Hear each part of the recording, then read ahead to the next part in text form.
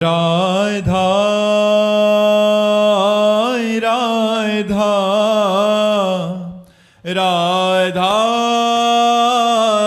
राधा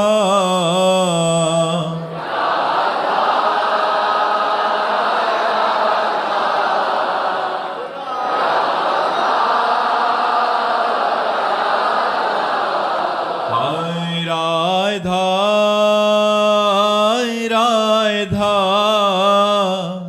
राधा राधा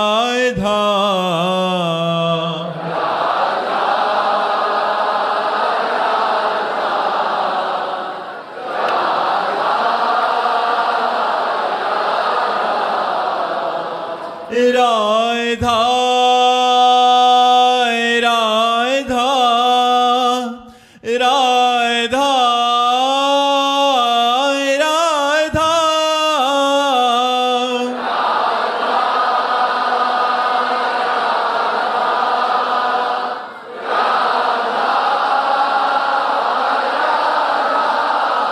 हाय राधा राधा राधा राधा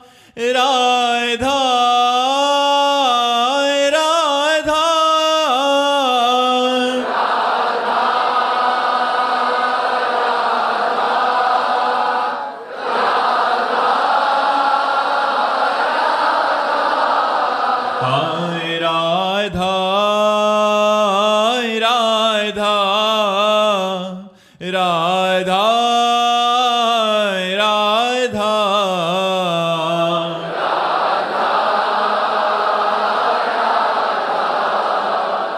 राधा राधा श्री राधा वल्लभ लाल की समस्त संत हरि भक्तन की श्री वृंदावन धाम की सतगुरुदेव भगवान की।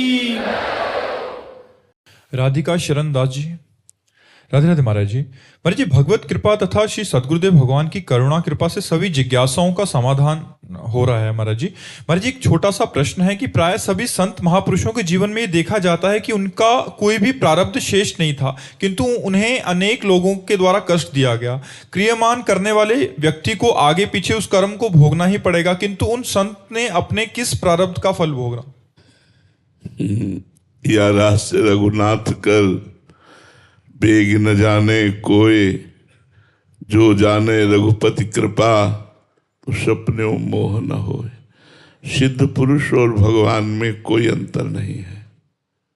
ब्रह्मविद ब्रह्मयो भवति, तो फिर भगवान स्वयं लीला करके अवतार लेकर दिखाया कि 14 वर्ष का वनवास रूपी भयानक कष्ट सहना, जानकी जी का वियोग होना, जानकी जी को अशोक वाटिका में विरहाग्नि में जलना, कितना उनको ताप है भगवान से दूर रहने का। कृष्णावतार में गोपीजनों से लेकर द्वारिका लीला तक आप देख लीजिए भगवान की लीला। अंतिम पधार रहे तो उनके चरणों में बाण मारा जा रहा है। तो भगवान की लीला जैसे ऐसे सिद्ध पुरुषों की लीला। सिद्ध पुरुषों के प्रारब्ध नहीं होते, उनके तीनों कर्म भस्म हो जाते हैं, संचित, क्रियमाण और प्रारब्ध, क्योंकि शरीर भाव से ऊपर उठे होते हैं महापुरुष। हाँ, जब नहीं समझ में आता तब कह देते हैं कि प्रारब्ध भोग तो भोगना पड़ता है बड़े बड़े महापुरुषों को। तो जो भगवान को प्राप्त हो गए उनका कोई भी शेष कर्म नहीं बचता, न प्रारब्ध न क्रियमाण। बड़े बड़े सिद्ध महापुरुषों को बहुत कष्ट वाली लीलाएं देखी गई जिसमें हमारी मति काम नहीं करती। जहाँ लिखा है एक बार राम कहे तो सारे पाप नष्ट हो जाते हैं, वो परम पवित्र हो जाता है। एक बार कृष्ण कहे, एक बार राधा कहे, एक बार परमात्मा का स्मरण करे, वहाँ जो रात दिन परमात्मा के स्मरण में है और इतना भयानक कष्ट, चाहे आप बड़े महापुरुषों को किसी को देखो, पूज्यपाद सिउड़िया बाबा जी महाराज निरंतर ब्रह्माकार वृत्ति, मूर्तिमान ब्रह्म, चलते फिरते अगर ब्रह्म के दर्शन तो पूज्य पादुड़िया बाबा थे, लेकिन अंतिम लीला बहुत शरीर रुग्ण रहना, बहुत कष्ट रहना, फिर भी उसमें वो शांत भाव से पद्मासन में बैठे हैं। इधर आनंद ब्रह्मचारी भागवती कथा श्री प्रभुदत्त ब्रह्मचारी जी वाली पढ़ रहे हैं। इधर एक आता है और वो कहता है मैं चंवर करूंगा, मना कर देते हैं निज सेवक लोग, नहीं, बस वो जाता है और गड़ासा उठा के लाता है और ऐसे महापुरुष के ऊपर 6 गड़ासे, ऐसे 6 इंच गड़ासा घुस जाता, फव्वारे खून के निकल पड़ते हैं। ओम प्रणव का उच्चारण करते हुए शरीर पूर्ण कर देते हैं। सेनपुर में बाबा गुरु श्री मग्नानंद सरस्वती जी, एक संत आए, मना कि आप यहां नहीं रह सकते क्योंकि आप गांजा पीते हैं। बाबा सरकार ने कहा नहीं, रहने दो इनको, तो उनकी आज्ञा को कोई टाला नहीं। एक दिन वो गांजा पीने वाले संत कुल्हाड़ रखते थे, बाबा सरकार के पास आए, मग्नानंद सरस्वती, सेनपुर, फतेहपुर जिला। उन्होंने कहा कि बाबा तुम्हारी यश कीर्ति देखकर मुझे ऐसी जलन होती कि मैं कुल्हाड़ से तुम्हें काट डालूं। सर फिरा तो बाबा ने कहा भगवान की अगर ऐसी इच्छा है तो आप कर डालो। ये एकांत में उससे बात हुई। 20-50 शिष्य थे, सबको बुलाया और कहा कौन कौन हमारे साथ चलना चाहता है। तो सब बोले कि प्रभु मैं आपके साथ चलना चाहता हूं। क्यों, चलने की तैयारी कर रहे हो क्या? नहीं, ऐसे पूछ रहा हूं कौन कौन सा। अच्छा तुम तो चलोगे नहीं साथ? शिवानंद स्वामी को कहा तुम्हें पूरा आश्रम संभालना है और संतों को संभालना है, और जो जो चलना चाहता हो अपनी हिम्मत बना लो हमारे साथ चलने के लिए। बोले ठीक है। रात में 2 बजे वो लघु शंका के लिए उठते थे पद्मासन से, जे उठे बस वो जैसे कोई पागल आदमी ऐसे मार मार कुल्हाड़ के, बाबा सरकार के 2500 कुल्हाड़ मारे और एहसास थे मात्र हो रहे शरीर, ऐसा शरीर था। फिर अंदर घुसा, जो जो महात्मा मिला मार मार करके सब कुल्हाड़ों से 20 को खून खून कर दिया, सब पधार गए और वो भाग गया। क्या लीला है यार, क्या लीला है, कैसे समझ में आएगी? गुरु अर्जुन देव को कितना कष्ट दिया जा रहा है, गुरु तेग बहादुर सिंह बलिदान, ये सब क्या है? अगर हम ये सब समझने चलेंगे ना तो हमारी श्रद्धा में फर्क पड़ने की संभावना है। वृंदावन में घनानंद स्वामी जैसे बड़े महापुरुष, जब ये औरंगजेब आया और इसने मंदिरों को और सब संतों को, तो जो लताएं हरी भरी झूम रही थी उनको उजाड़ रहे थे, तो इन संतों ने गर्दन रख दी कि पहले मेरी गर्दन काटो फिर लता काटने देंगे वृंदावन की। वृंदावन की लता प्रिया की प्रिय है, प्रिया प्रीतम स्वरूप है। उन्होंने गर्दन काट दी। जब वृंदावन दास चाचा को बहुत बुरा लगा, प्रिया प्रीतम से कहा आप कहाँ थे? ऐसे निष्ठावान महापुरुषों के जब गले काटे जा रहे थे। तो ये बाहरी जो लीला है ये कुछ ऐसी है कि इसका विवरण व्याख्या नहीं की जा सकती है। भगवान का क्या प्रारब्ध, वो लीला करते हैं, वो दिखाते हैं कि मनुष्य लोक में अगर हम भी आते हैं तो हमको भी विपत्तियां और कष्ट सहना पड़ता है। नहीं, भगवान का क्या प्रारब्ध, जो कालातीत है, त्रिगुणातीत है, द्वंद्वातीत है, उनका भी कोई प्रारब्ध होता है क्या? ऐसे ही जो ब्रह्म प्राप्त महापुरुष है, जो भगवत प्राप्त महापुरुष है, वो कालातीत है, त्रिगुणातीत है, उनको कोई कर्म बंधन कष्ट दे सकता है क्या? पर उनके भी शरीरों में बड़ी लीलाएं विचित्र देखी जाती है। इसलिए ये भगवान का रहस्य है, वो ही जाने। अब हमारी तो बुद्धि इसमें काम नहीं करती, क्योंकि सन्मुख होए जीव मोहि जब ही जन्म कोटि अघनाश होता है, करोड़ों जन्मों के पाप नष्ट कर देता हूं। फिर कौन सा पाप बचा महाराज जो इन संतों को भोगना पड़ता है, बड़े बड़े संतों को। तो ये लीला है भगवान की। हम मानते हैं कि अपने संतों के साथ भगवान ये प्रतिकूलता रूपी लीला करके जगत को दिखाते हैं कि ऐसी भी परिस्थिति में हमारे भक्त की स्थिति क्या होती है, हमारे संत की स्थिति क्या होती है। ये एक बार पूज्यपाद उड़िया बाबा का बड़ा यश हो रहा था, तो कुछ जो वास्तविक साधुता को प्राप्त नहीं है और संत वेश में है, उनको जलन हुई।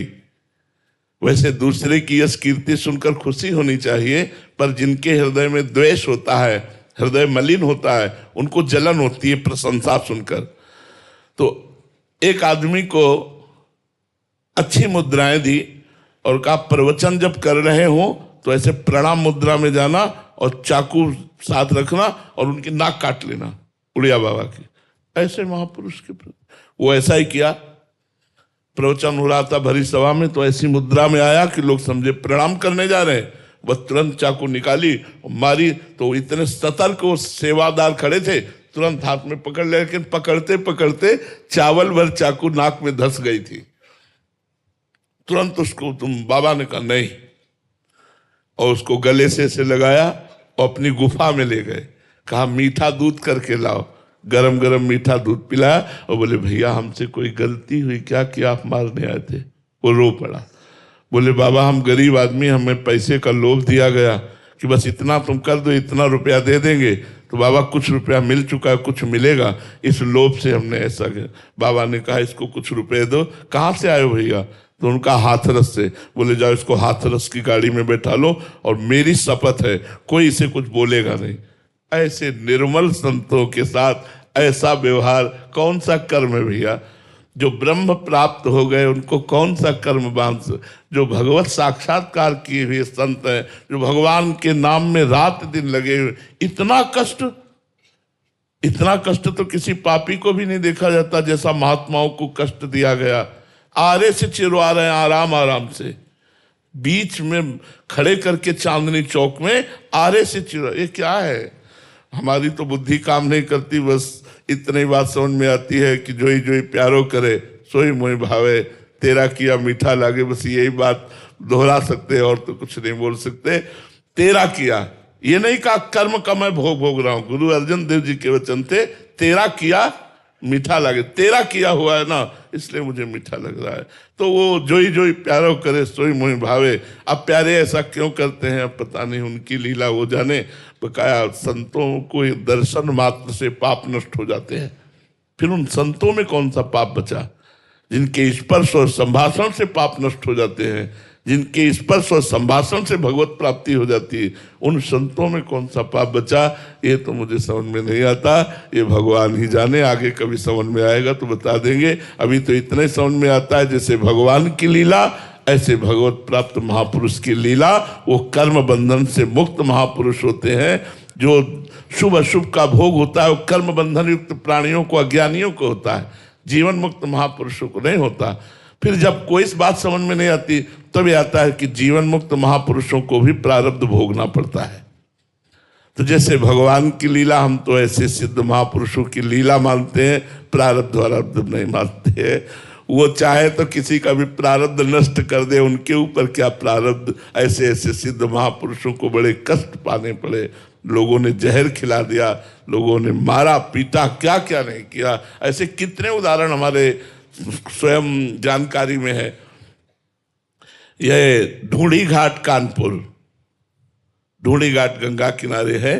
श्री स्वामी आत्मा प्रकाश जी महाराज बड़े सरस और सिद्ध संत, हनुमान जी महाराज की आराधना से परिपक्व सियाराम के प्रेम में मतवाले ऐसे महापुरुष को, तो हनुमान जी के मंदिर में आभूषण आदि, स्वर्ण का छत्र आदि, तो सोचा जब मंदिर में इतना है तो बाबा के बगीचे में जहाँ कुटिया में रहते होंगे वहाँ तो और होगा। तो रात्रि में बाउंड्री फांद करके लोग गए और लाठियों से मारा। और वृद्ध संत सुबह जब वो नहीं निकले रामबाग से दर्शन के लिए, हजारों लोग खड़े थे, तब रामबाग का गेट तोड़ा गया और अंदर जब गए तो महाराज जी करा रहे थे। बड़े बड़े अधिकारी उनके चरणों में झुकते थे। उन्होंने कहा बस नाम बता दीजिए। उन्होंने कहा हमारा ही कोई कर्म हमको दंड दिया है, हम किसका नाम बताएं? कुछ नहीं बोले, नहीं बताया। ऐसे महापुरुषों का क्या इस पर व्याख्या करे, क्या व्याख्या करे इस पर। अब हर समय ऐसी स्थिति में रहते परमानंद स्वामी बक्सर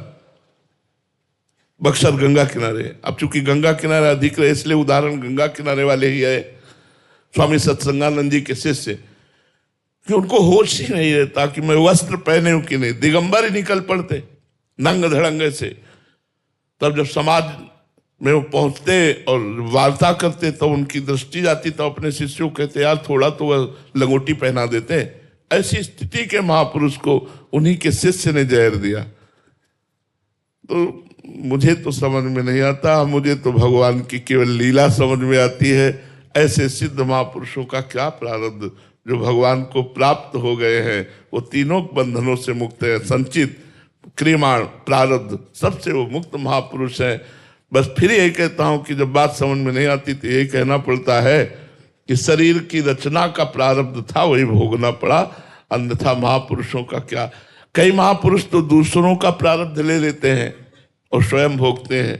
अपने निज जनों का, शिष्यों का देखा कि भारी विपत्ति में दुख आने वाला है, उनको समझने भी नहीं दिया, उनका प्रारब्ध स्वयं ले लिया और भोग लिया। ऐसा भी देखा गया है। बकाया महापुरुषों की लीला और भगवान की लीला अनिर्वचनीय है। नेति नेति वेद कहते हैं, तो हम क्या वर्णन कर सकते हैं। किरण बालाजी गुरुग्राम से। राधे राधे महाराज जी। महाराज जी, प्रेम और मोह में क्या अंतर है? मोह शरीर को लेकर है, शरीर के संबंधियों को लेकर है, इंद्रियों के भोगों को लेकर के है। और प्रेम आत्मस्वरूप श्री भगवान को लेकर है। आत्मरति, कृष्णरति, रामरति, इसे प्रेम कहते हैं।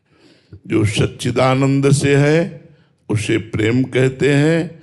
जो त्रिगुण माया के द्वारा रचित आसक्ति है उसे मोह कहते हैं, काम कहते हैं, राग कहते हैं। ये मोह अज्ञान जनित है। शरीर को मैं मानकर इंद्रियों के द्वारा भोगे जाने वाले भोगों में सुख बुद्धि, यही मोह है। मोह मूल बहुशूल प्रद त्यागहु तम अभिमान, भजहु राम रघुनायक कृपा सिंधु भगवान। जो कृपा सिंधु भगवान का भजन करते उन्हें प्रेमी कहते हैं। जो ब्रह्मबोध संपन्न महापुरुष हैं वो आत्माराम आत्मरति में रहते, आत्म प्रेम में। जो भक्त हैं वो कृष्ण या राम प्रेम, शिव प्रेम में रहते हैं। जो मोही हैं वो शरीर प्रेम में रहते हैं। उनको शरीर राग सब सुखद दिखाई देता है कि हमारा शरीर स्वस्थ रहे और शब्द स्पर्श रूप रस गंध इंद्रियों का मैं भोग करता रहूं। अगर वो भक्ति भी करते हैं तो यही मांगते हैं, इंद्रियों के भोग की अनुकूलता, मन के भोगों की अनुकूलता, मन के अनुकूल परिस्थिति। वो भगवान से प्रेम नहीं करते।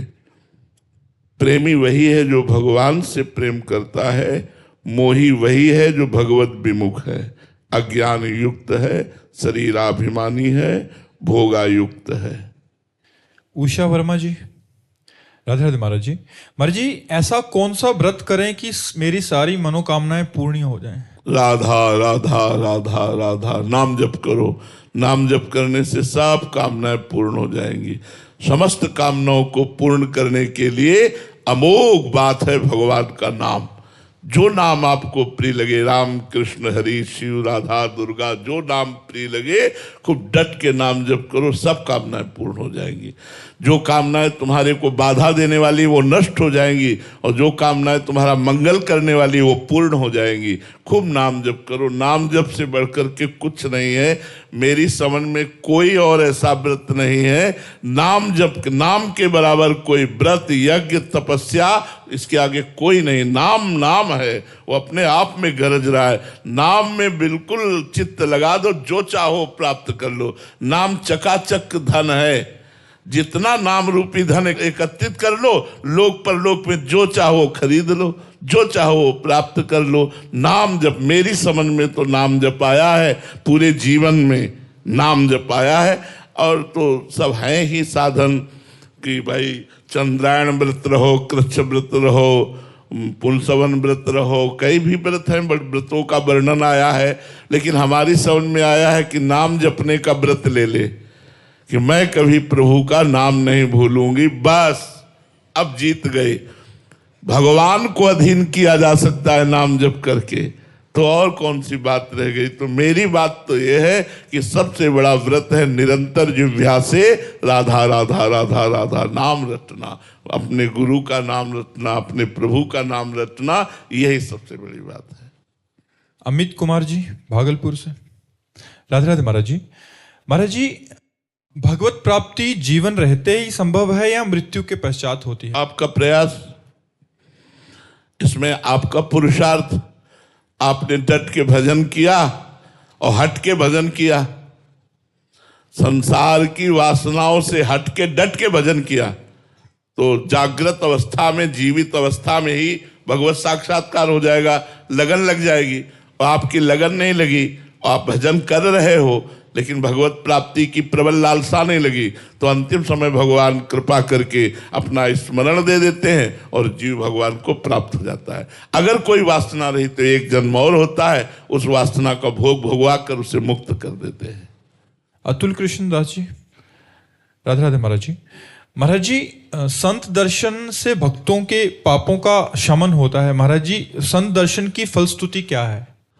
संत ही बन जाना संत दर्शन का फल है। जैसे पारस से स्पर्श हो जाए तो लोहा सोना हो जाता है बिना किसी प्रयास के, ऐसे यदि संतों का संग होने लगे तो साधु संग से आप में साधुता आ जाएगी, भगवत प्रियता आ जाएगी।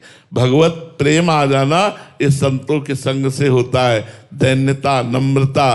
देखो, आप संतों का संग करते हो तो आप हाथ जोड़कर प्रश्न किए, आप हाथ जोड़कर अब भी बैठे हो। नहीं तो अगर साधु संग हो और अध्यात्म का ज्ञान हो तो फिर ये दैन्यता, ये साधुता, भगवत प्रियता, परोपकार, ये सब आ जाते हैं। जितने भी दैवी संपदा के सद्गुण हैं ये सब सत्संगी के अंदर देखे जाएंगे। जो जितना साधु संग करेगा वो अलग पहचाना जाएगा समाज में कि ये साधु संगी है। तो साधु संग का सही फल है भगवान से प्रीति होकर स्वयं साधु बन जाना। साधु बन जाने का मतलब भेद से नहीं है, हृदय साधु हो जाना, आपके अंदर संतत्व के लक्षण आ जाए, आपके अंदर साधुता आ जाए, ऐसा। स्वामी परमानंद जी। महाराज जी का भी प्रश्न इसी पे था। उड़िया बाबा का जो दृष्टांत आपने सुनाया कि गंडासे से उनके शिष्य ने, तो महाराज जी आप पूछना चाह रहे हैं कि जो करता था, जिन्होंने ऐसा किया, महाराज जी इनका तो चलो समझ आती है जैसे आपने बताया, तो उनको भी दंड विधान होगा अभी आगे, या उनका भी ऐसा ही? भारी दुर्गति, भारी दुर्गति, ऐसे लोगों की भारी दुर्गति। अब परिणाम सुनाना शुरू करें। आत्मा प्रकाश स्वामी जी को जिन्होंने मारा, स्वामी जी ने नाम नहीं लिया, लेकिन 2-3 महीने बाद वो ऐसे पागल होकर चीख चीख करके कहते थे मैंने स्वामी जी को मारा, मैंने स्वामी जी को मारा। पागल हो गए, मैंने स्वामी जी को मारा। परमानंद स्वामी जी को जिसने जहर दिया, जगदीश्वरानंद शिष्य था, ऐसे आंख पलक बनना बंद हो गई, पूरे शरीर में जैसे पानी लगने के बाद मिट्टी सूख जाती तो पपड़ी पड़ जाती है, ऐसे पपड़ी, और जहां उंगली रखो वहां मवाद। वो चिल्ला चिल्ला के कहता मैंने गुरु जी को विष दिया इसलिए मेरी दुर्दशा हो रही, मुझे बचा लो। कौन बचाए? सड़ के मरा। जब वहां हम सैनपुर में थे तब खबर आई कि मरा, जगदीश्वरानंद मर गया। अरे संत का अपराध करने वाला, संत को दुख देने वाला, संत द्रोही, गुरु द्रोही कभी चैन से जी सकता है? अरे उनका विनाश निश्चित, घोर नरकों की प्राप्ति, और पता नहीं कितने कल्प के बाद उनको अवसर मिलेगा उद्धार का।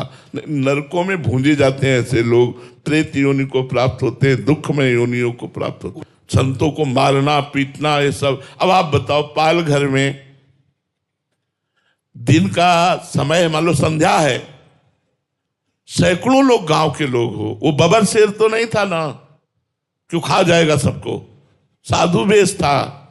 अगर तुम्हें लगता है बच्चा चोर है, तुम्हें लगता है ये ठीक नहीं है, तो फिर अगर दंड विधान लायक लगते हैं तो सरकार को सौंप दीजिए। बिल्कुल निरपराध संतों को दौड़ा दौड़ा के मार डाला। क्या अपराध था उन संत का? कोई कहते बच्चा चोर है तो तुम मान लोगे? अरे उनको हम कह रहे बैठा लो, पूरी रात उनकी जानकारी करो, जहां से आए हैं वहां से जानकारी करो। ऐसे कैसे मार डाला? दौड़ा दौड़ा के जिंदा मार डाला उनको। ये क्या है? इस विषय पर जाने पर हृदय दुखी हो जाता है। ऐसे संतों को पीड़ा दी गई, क्या भगवान नहीं देख रहे थे? तब यही कहना होता है कि वो स्वयं में लीला करके दिखाते हैं। जा रहे हैं तो उनके चरणों में बाण मार रहा है, बहेलिया बाण मार रहा है। एक परब्रह्म परमात्मा की अंतर ध्यान लीला इस तरह से हो रही जगदीश्वर द्वारिकाधीश की कि उनके दाहिने चरण पर बाण मार रहा है और भगवान पर। तो ये भगवान की लीला ही है।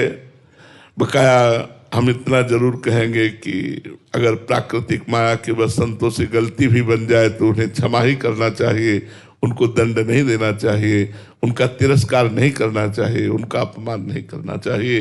वो भगवत स्वरूप हैं। कोई मायाकृत लीला बन भी जाए तो नमस्कार ही करना चाहिए।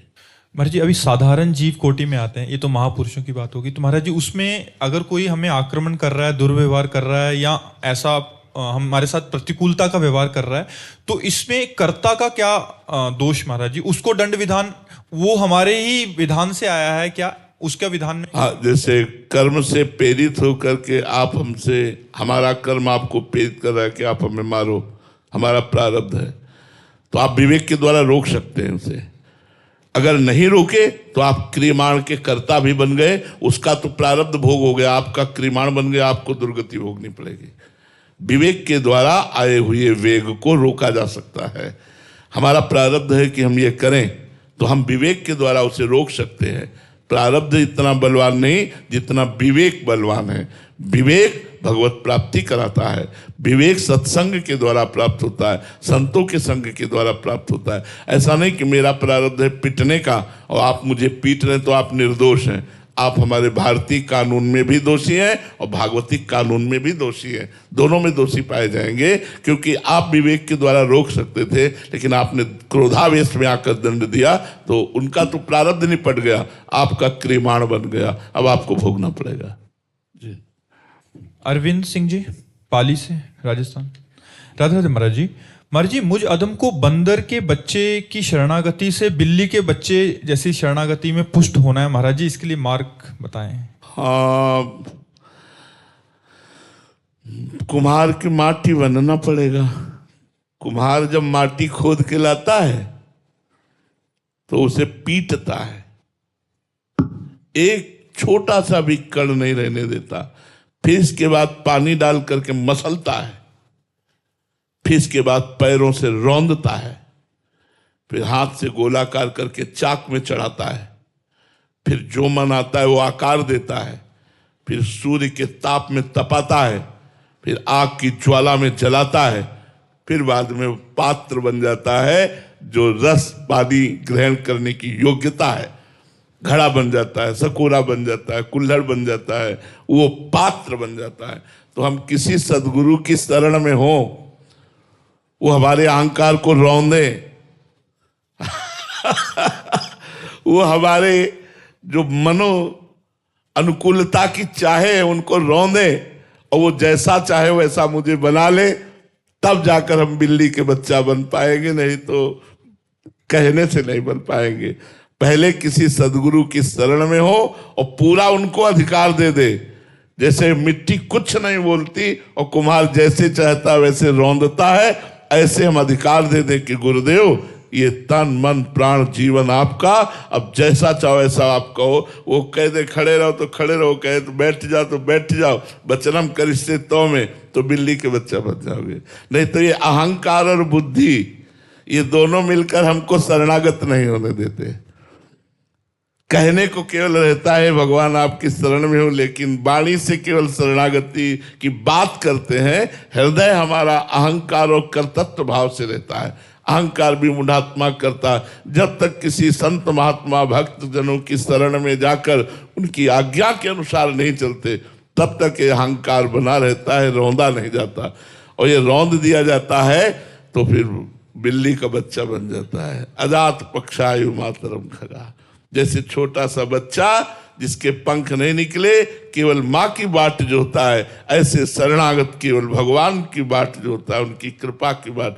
हम आपको बात बता रहे हैं, जैसे माँ पूरा श्रृंगार कर देती है बच्चे का, पर एक टिक्की काली लगा देती है, तो नहीं लगा देती, एक दो टिक्की काली ले ले, तो उससे पूछो, अरे बावरी इतना मल मल करके इसको स्नान कराया, फिर ये काला धब्बा क्यों लगा दिया?